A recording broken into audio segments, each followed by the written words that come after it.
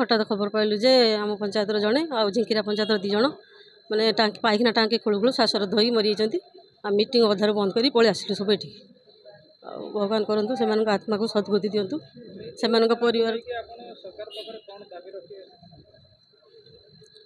परिवार को किसी आर्थिक सहायता दिंतु। मु बड़जयपुर सरपंच मोर सिंदूर प्रोग्राम थिला आज आसी माने मंत्री आसते रवि नायक आम विधायक पद्मलोचन पंडा मीटिंग चलता सिंदूर जो ऑपरेशन सिंदूर से प्रोग्राम रे थिलु। मु बड़जयपुर आमर सिमुलिया निर्वाचन मंडली खैरा ब्लॉक बड़जयपुर जीपी सरपंच को प्रतिनिधि ये जो घटना एकदम मर्मन्तुद घटना समस्ते आम मर्माहत आज आमर मिनिस्टर आसते विधायक भी थिले समस्ते ये घटना दुख प्रकाश करने सहित मंत्री भी ये आसते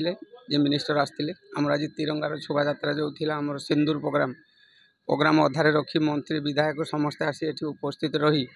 केमिति भाव में कौन है बोली अनुध्यान कर तार सत्यासत घटना आम जहाँ शुणा पाचु जे से माने जो लाट्रिन ये करते छात खोलिया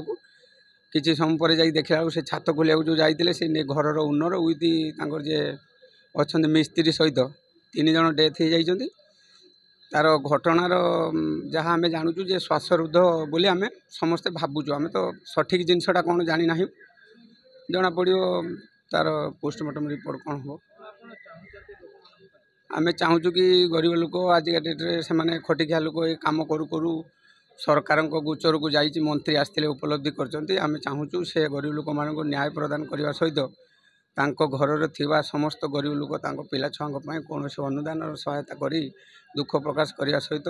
किसी साहाय्य सहानुभूति कले आम समस्ते खुशी हो।